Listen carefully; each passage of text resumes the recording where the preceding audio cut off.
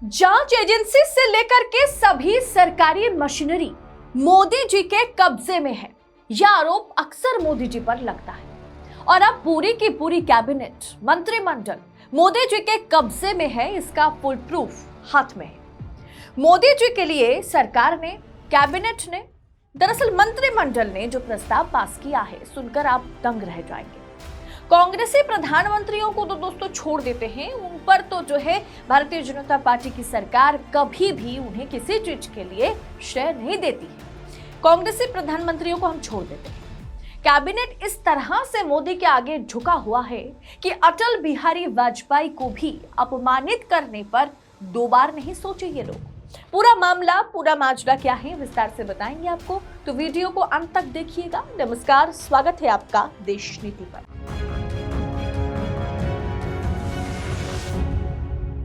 देश नीति, केवल सच्ची और पक्की खबरें। केंद्रीय मंत्रिमंडल की रीढ़ की हड्डी मजबूत है या नहीं, इस पर सवाल उठाने के लिए मैं कोई नहीं, लेकिन मंत्रिमंडल ने जो किया है, जो प्रस्ताव पारित किया है, उससे पूरा देश हैरान है। कैबिनेट ने बुधवार को राम मंदिर में प्राण प्रतिष्ठा समारोह की सराहना की। मंत्रिमंडल ने देश के मनोबल और उसके सांस्कृतिक आत्मविश्वास को बढ़ाकर एक नए युग की शुरुआत करने के लिए पीएम मोदी को बधाई दी। दरअसल इस प्रस्ताव में नरेंद्र मोदी को एक तरह से भगवान का अवतार, भगवान का दूत बताया गया। उन्होंने जननायक कहा, यानी इस प्रस्ताव में नरेंद्र मोदी को जननायक कहा गया। अभूतपूर्व ऐसा विकास जिसने औपचारिक रूप से अयोध्या में सोमवार के समारोह को राष्ट्रीय उपलब्धि के दिन बताया।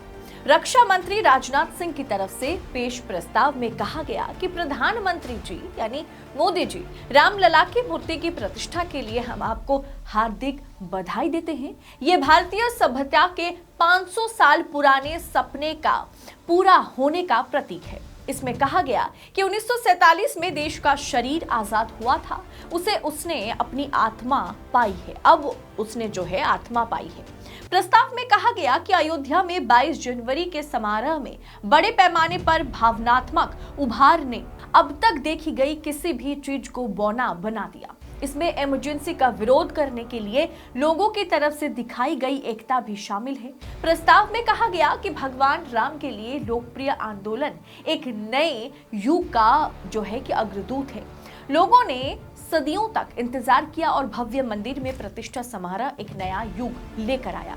ये एक जन आंदोलन में बदल गया है जो राष्ट्रीय कथा स्थापित करने जा रहा है। प्रस्ताव में कहा गया कि मंदिर आंदोलन का स्वतंत्रता के बाद का एकमात्र चरण बताया गया जिसने भारतीयों को एकजुट किया। साथ ही जश्न का माहौल है। सड़क पर भावनाओं को प्रतिबिंबित करते हुए मंदिर आंदोलन को पूर्ण पैमाने पर आधिकारिक रूप से अपनाने का प्रतीक है। कई लोगों के लिए ये एक निर्णायक बदलाव की तरह लग सकता है। केंद्रीय मंत्रिमंडल ने अस्तित्व में आने के बाद से कई ऐतिहासिक फैसले लिए हैं, लेकिन 22 जनवरी को मोदी के नेतृत्व में हासिल की गई उपलब्धि सभी से कहीं अधिक महत्वपूर्ण है। ये सदियों के इंतजार के बाद आया है। वास्तव में हम कह सकते हैं कि देश का शरीर तो 1947 में आजाद हुआ था, लेकिन अब उसने अपनी आत्मा पाई है। हम सभी के लिए यह आध्यात्मिक आनंद का प्रतीक है। अयोध्या में पीएम के भाषण का जिक्र करते हुए इस प्रस्ताव में कहा गया कि उन्होंने राम को भारत का सार बताया था। प्रस्ताव में कहा गया कि ये नियति थी जिसने भारत की शाश्वत सनातन संस्कृति और इसके वैश्विक प्रभाव की नींव मर्यादा पुरुषोत्तम राम का अभिषेक करने के लिए मोदी को चुना है। यानी दोस्तों, एक तरह से नरेंद्र मोदी को भगवान का अवतार माना जा रहा है और ये कोई और नहीं, भारतीय जनता पार्टी का ये प्रस्ताव नहीं है। भारतीय जनता पार्टी ने मोदी जी को थैंक्स गिविंग के लिए या कॉन्ग्रेचुलेट करने के लिए ये नहीं लिखा है, ये कैबिनेट ने लिखा है।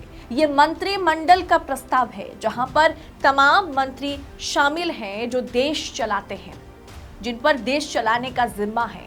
वो इस तरह के प्रस्ताव पारित कर रहे हैं जहां पर वो खुद कह रहे हैं कि हमारी सरकार ने उपलब्धियां तो हासिल की है, लेकिन राम मंदिर बनना और उसका उद्घाटन करना, ऐसी उपलब्धि आज तक सरकार ने हासिल नहीं की है। यानी दोस्तों आप समझ रहे होंगे। और साथ ही साथ ये कहा गया कि 1947 में हमारा शरीर सिर्फ आजाद हुआ था, लेकिन आत्मा के रूप में हमें अब आजादी मिली। ये अब का मतलब कब है? 2014 में या फिर 22 जनवरी 2024 की बात हो रही है। वैसे तो अंधभक्त ये मानते हैं कि देश को असली आजादी 2014 में मोदी जी सत्ता में आने के बाद मिली है। तो क्या कैबिनेट में एक से बढ़कर एक मंत्री, जिसमें राजनाथ सिंह है, जिन्होंने इस प्रस्ताव को दोस्तों सामने रखा है। राजनाथ सिंह, अमित शाह, नितिन गडकरी, स्मृति ईरानी, क्या सबके सब मोदी के आगे इस तरह से झुके हुए हैं?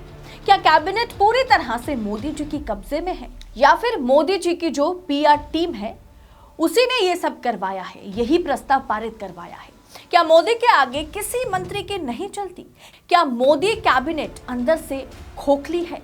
मोदी को भगवान बताने में भारतीय जनता पार्टी तो हमेशा से आगे रही, लेकिन अब जो है कैबिनेट में यानी जो मंत्रिमंडल है वो खुद लिख करके मोदी जी को इस तरह से कॉन्ग्रेचुलेट करते हुए नजर आ रहे हैं। ऐसा लग रहा है कि मोदी जी कोई और नहीं, भगवान श्री राम का ही एक अवतार है।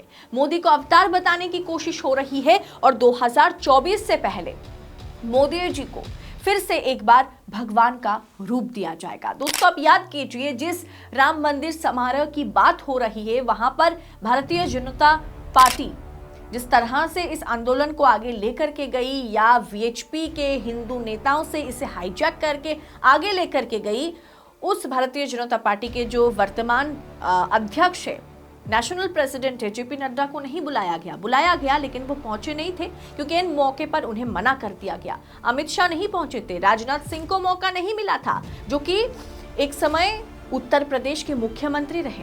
उन्हें इनविटेशन तो दिया गया, लेकिन वो उस अयोध्या में पहुंच नहीं पाए। और साथ ही साथ ना वहां पर मुरली मनोहर जोशी रहे और ना ही लाल कृष्ण आडवाणी रहे।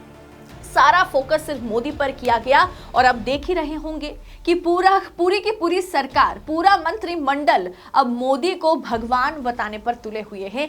मंत्रिमंडल ये कहते हुए नजर आ रहे हैं, मंत्रिमंडल ये कह रहा है, सरकार ये कह रही है बाकायदा लिख करके कि 2047 में हमें आजादी जो मिली थी वो तो शरीर को आजादी मिली थी, आत्मा अब जाकर के आजाद हुई है।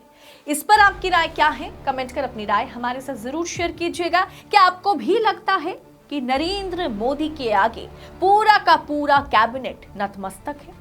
आप अपनी राय हमारे साथ शेयर करें। रिपोर्ट पसंद आई होगी तो आगे फॉरवर्ड करें, लोगों तक पहुंचाएं, शेयर कीजिए। और साथ ही साथ चैनल को अगर अभी तक सब्सक्राइब नहीं किया है तो सबसे पहले देश नीति को, आजाद पत्रकारिता को अपना सपोर्ट दे, चैनल को सब्सक्राइब करें। बहुत बहुत शुक्रिया। जय हिंद, जय भारत।